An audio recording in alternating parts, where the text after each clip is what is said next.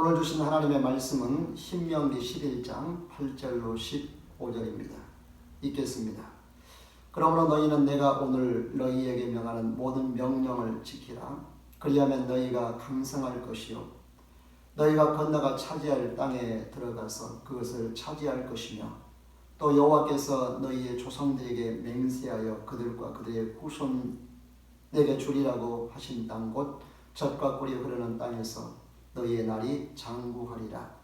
네가 들어가 차지하려는 땅은 네가 나온 애굽 땅과 같지 아니하니 거기에서는 너희가 파종한 후에 발로 물들이기를 채소밭에 됨과 같이 하였거니와 너희가 건너가서 차지할 땅은 산과 골짜기가 있어서 하늘에서 내리는 비를 흡수하는 땅이요 네 하나님 여호와께서 돌보아 주시는 땅이라. 연초부터 연말까지 네 하나님 여호와의 눈이 항상 그 위에 있느니라.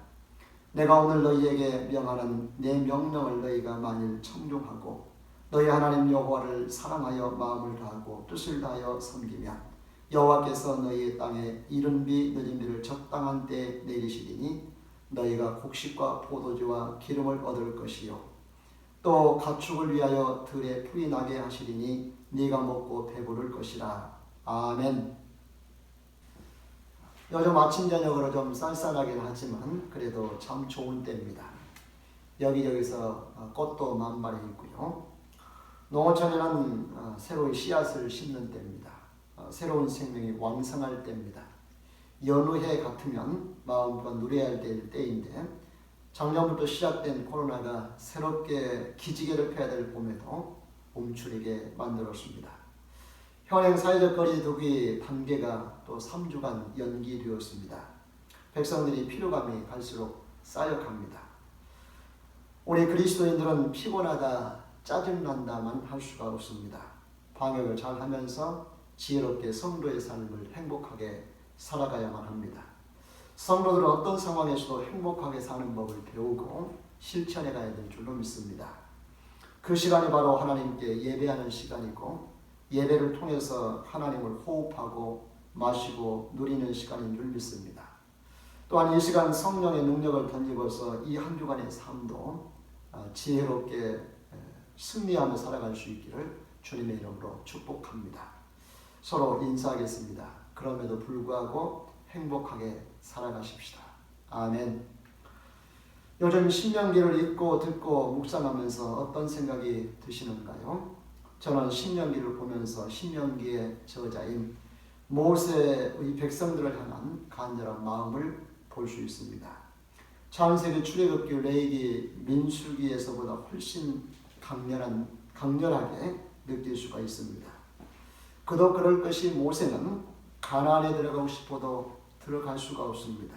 이 신명기의 설교를 끝으로 그의 생애를 마감해야 되기 때문에 이 설교가 얼마나 절박했을지 짐작이 갑니다.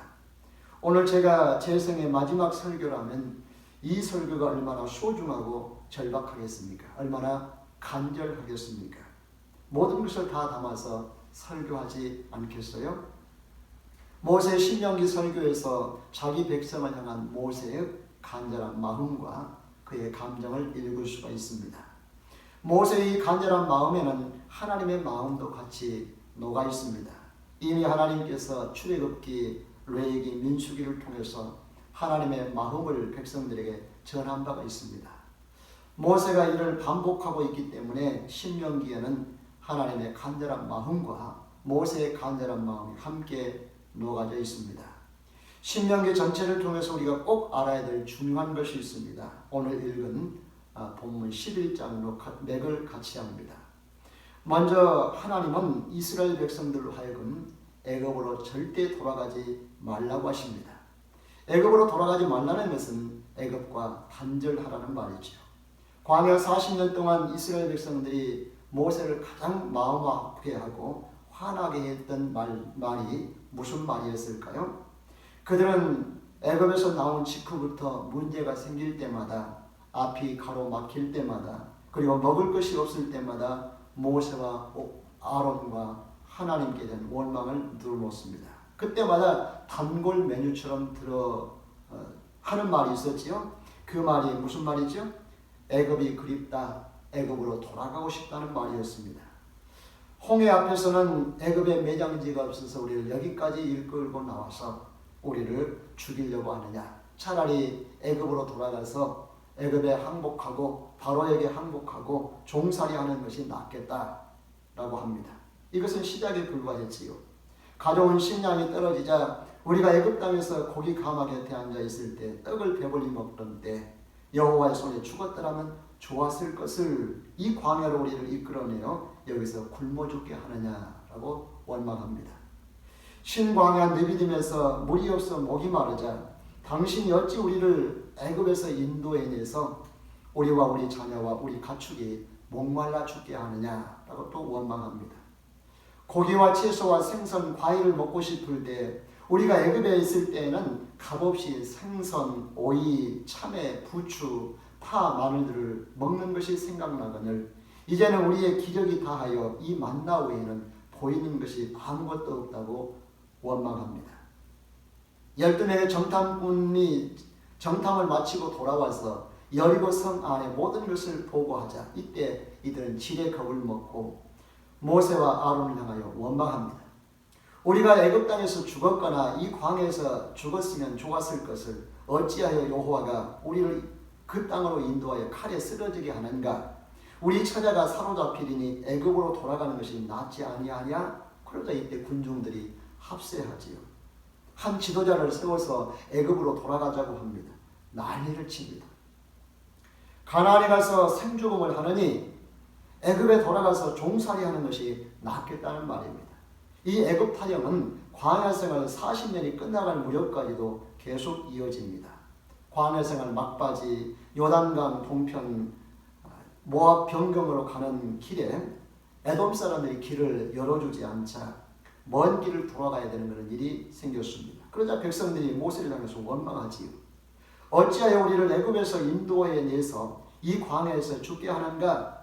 이곳에는 먹을 것도 없고 물도 없도다. 우리 마음이 이 하찮은 음식을 싫어하노라. 대단하지요? 이것은 무엇을 말해줄까요? 이스라엘 백성들이 광야 생활을 하는 동안에 애굽으로 돌아가고자 하는 마음이 끊임없이 일어났다는 말입니다. 광야 생활 60년 했다면 어땠을까요? 그러면 끝났을까요? 아니지요. 60년을 했다 할지라도 계속됐을 겁니다.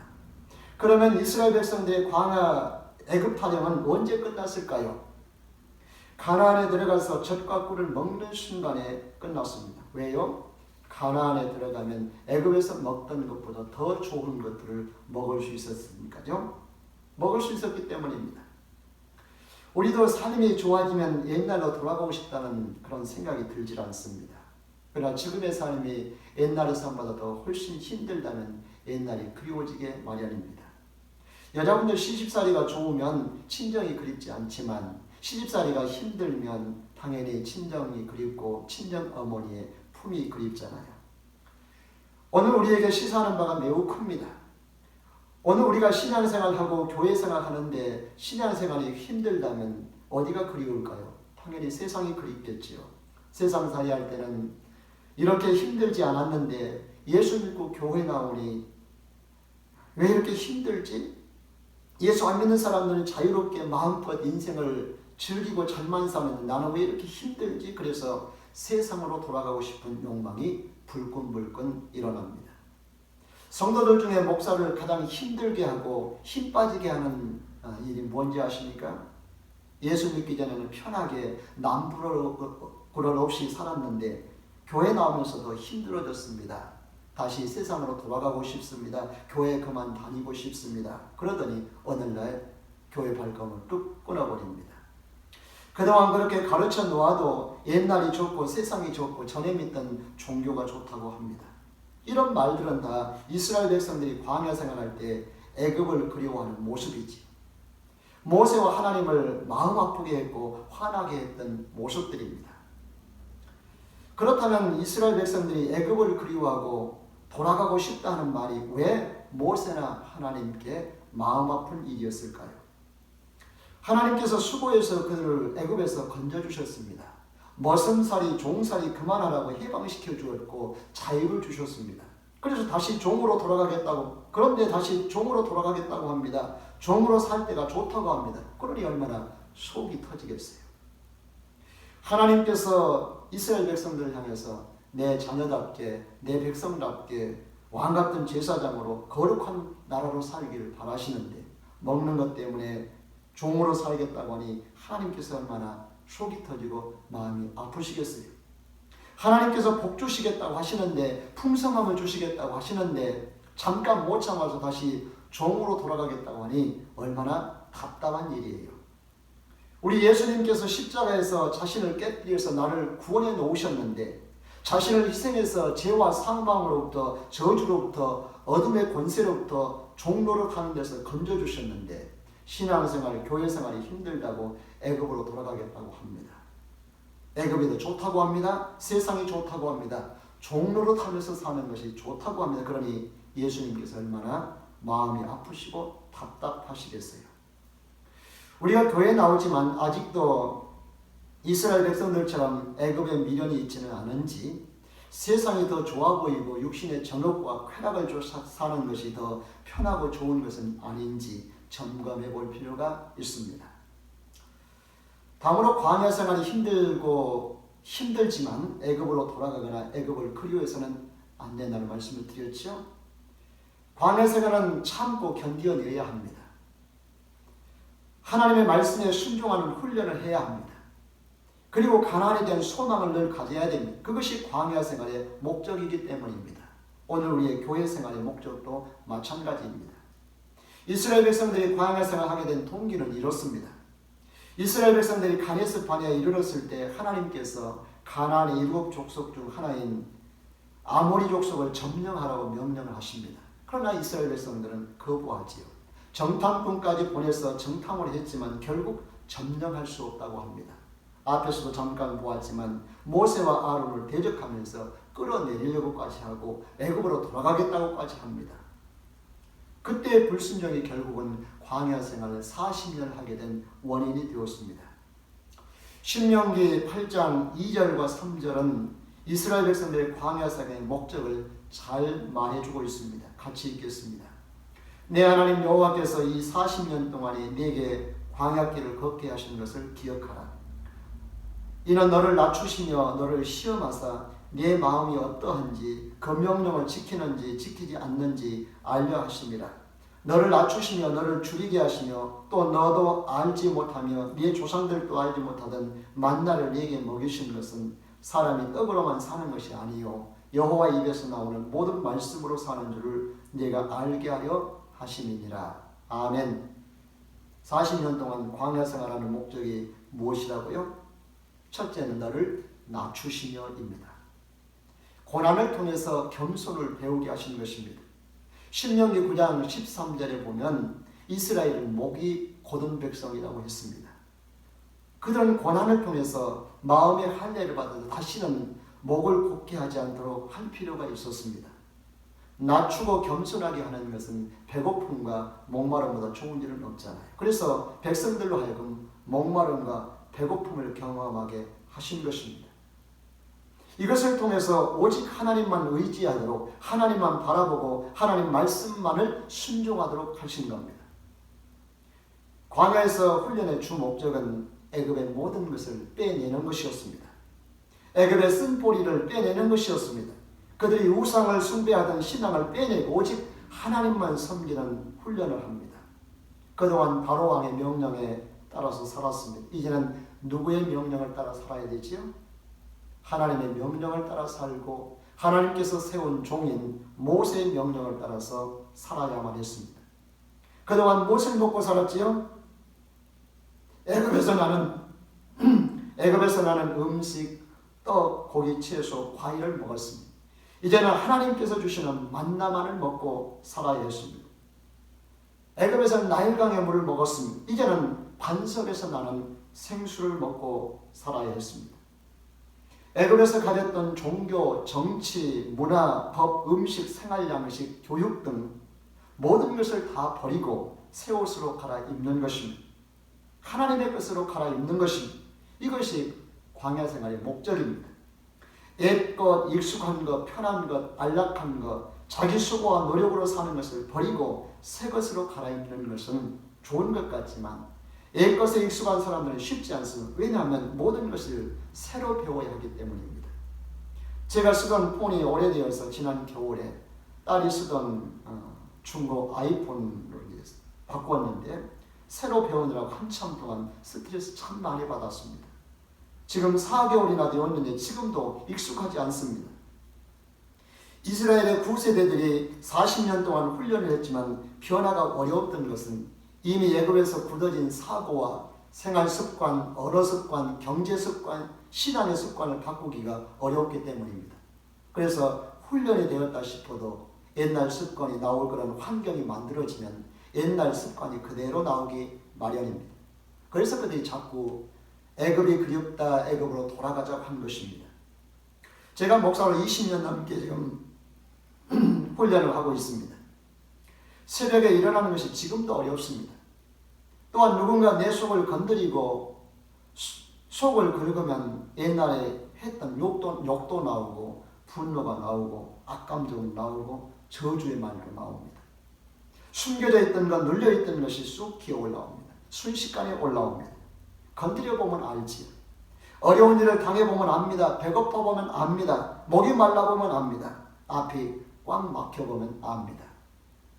이런 상황이 되었을 때 애굽으로 돌아가고자 하는지 아니면 그럼에도 불구하고 광야길을 걸어서 가나안으로 가고자 하는지 그 여부에 따라서 훈련을 계속해야 될지 아니면 훈련을 끝나게 될지 그래서 가나안으로 가게 될지 결정이 됩니다.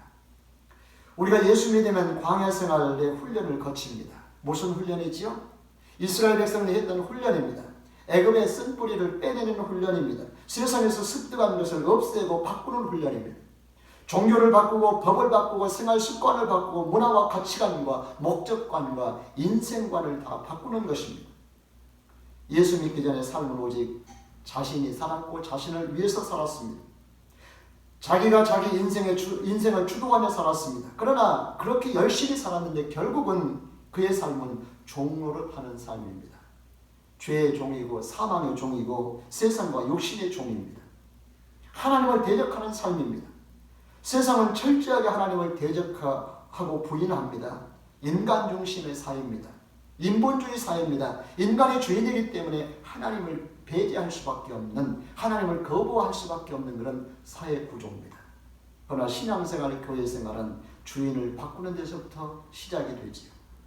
우리가 예수 믿는다고 하는 것은 나의 주인을 나 자신에서 예수로 바꾸는 거지요. 우상에서 하나님으로 바꾸는 것입니다. 돈에서 하나님으로 바꾸는 것입니다. 세상의 지식과 지혜로 살던 것을 하나님의 말씀으로 살아가는 것으로 바꿉니다. 주인도 바꾸고 가치도 바꾸고 인생의 목적도 관계도 다 바꾸는 삶입니다.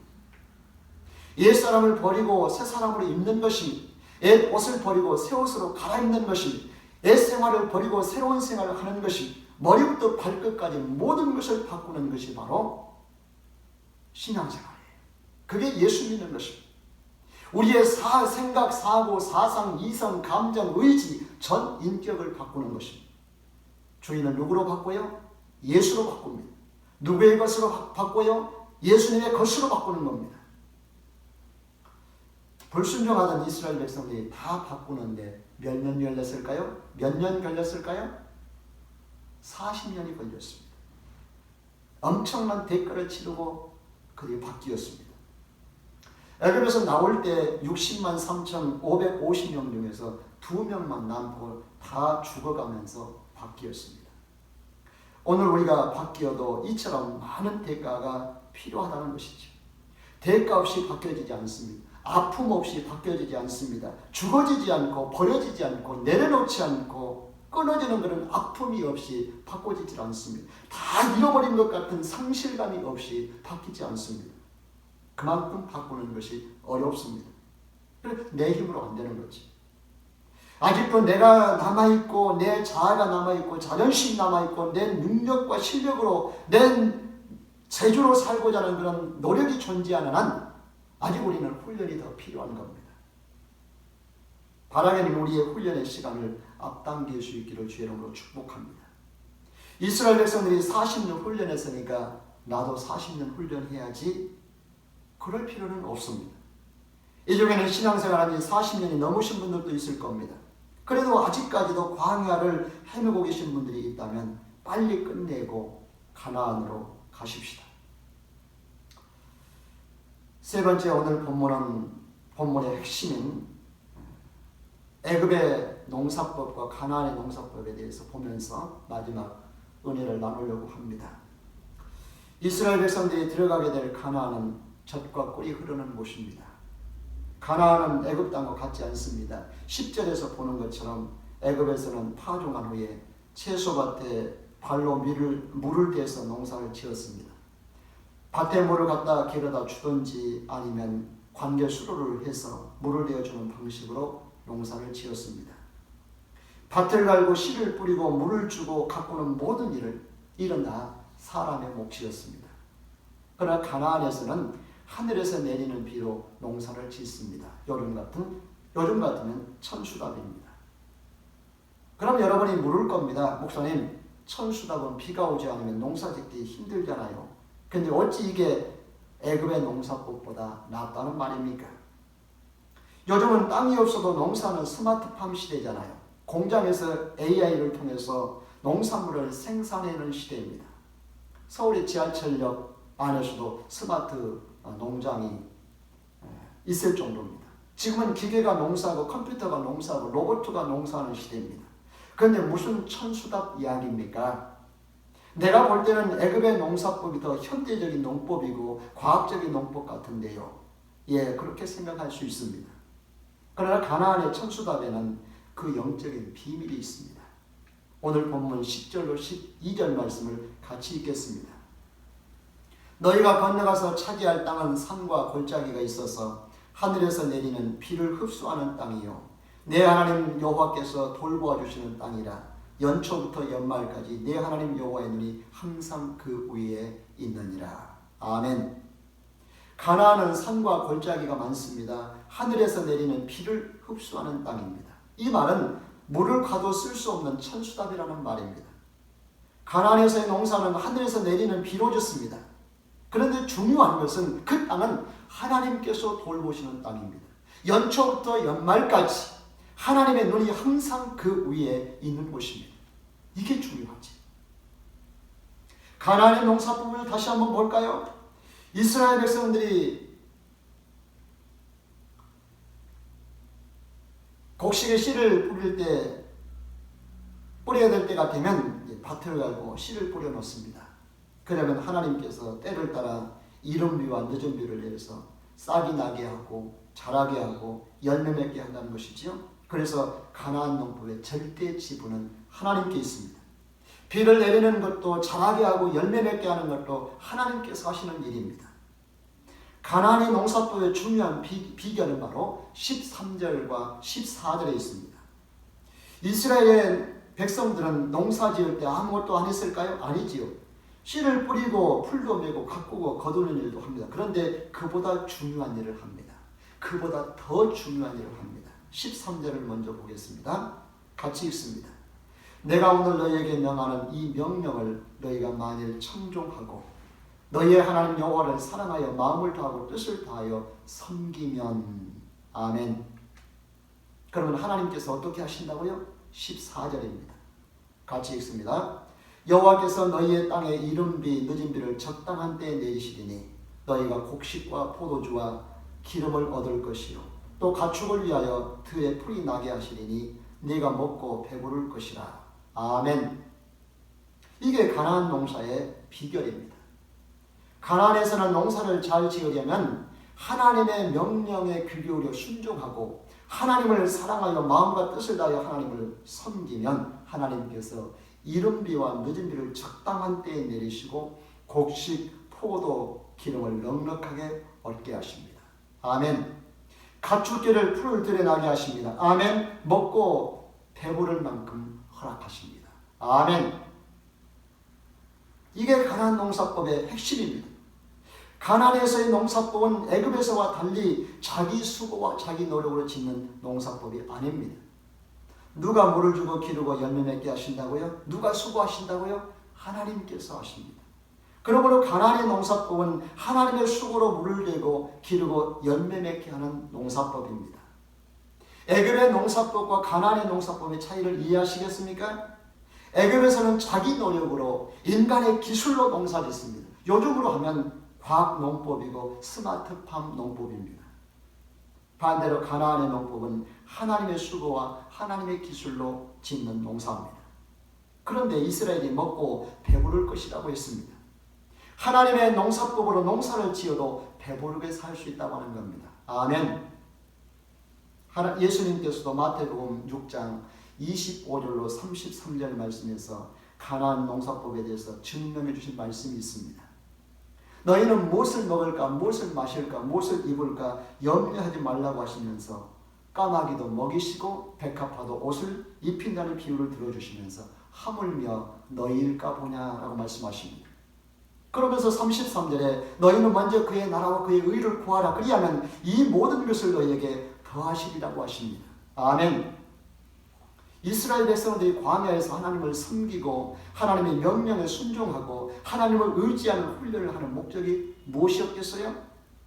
가나안에 들어가면 애굽에서처럼 너희의 힘으로 농사짓지 말고 하나님의 힘으로 농사짓고 사는 법을 깨닫게 해주신 것이지.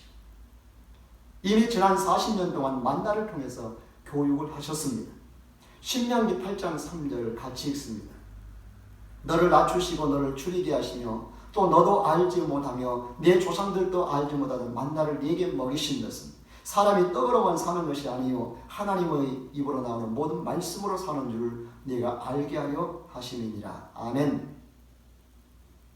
가나안의 농사법에는 이 같은 영적인 비밀이 있습니다. 아멘. 이제 우리는 애굽의 농사법이 아니라 가나안의 농사법을 삶의 원리로 삼고 살아야 될 줄로 믿습니다. 가나안의 농사법으로 자녀도 양육하십시다. 가나안의 농사법을 우리의 가정도 사업도 경영하십시다. 가나안의 건강법을 우리의 몸도 건강하게 관리하십시다. 이것이 서신서의 개념으로 보면 성령으로 사는 삶입니다. 성령으로 충만한 삶입니다. 그래서 늘 성령을 구하고 충만함을 구해야 될 줄로 믿습니다. 성령의 능력도 은사도 구해야 될 줄로 믿습니다. 이를 위해서 우리가 매일 기도하고 주의 말씀을 묵상하고 말씀 가운데 거해 있는 삶이 대단히 중요하지요. 가나안은 하나님께서 늦은 비, 이른 비를 내려서 농사하는 곳입니다. 하나님께서 돌보아 주시는 땅입니다. 연초부터 연말까지 하나님의 눈이 항상 그곳에 머물러 있는 곳입니다. 우리의 가정, 우리의 사업장, 우리의 교회, 우리가 공부하는 학교, 우리가 살아가는 이 대한민국, 우리가 살고 있는 이 목포, 이 지역이 바로 하나님의 눈이 머물러 있는 곳, 하나님의 눈이 항상 머물러 있는 그곳이 될 수 있기를 주의 이름으로 축복합니다. 아멘. 영광의 아버지 하나님 참으로 감사합니다. 오늘 우리에게 복된 말씀을 주셔서 감사합니다. 하나님의 이스라엘 백성들을 애굽에서 이끌어내서 광야 40년 길을 거쳐 가나안에 들어가게 하셨습니다. 이것은 우리에게 영적인 교훈과 진리를 말해주고 있습니다. 하나님은 절대 이스라엘 백성들을 하여금 애굽을 말도 하지 말고 돌아보지도 말고 가지도 말라고 하십니다. 그리고 광야 40년 그 기간 동안에 그들을 낮추시고 하나님 말씀에 철저하게 순종하는 훈련을 하게 하셨습니다. 특별히 만나를 통해서 그 교훈을 하셨습니다.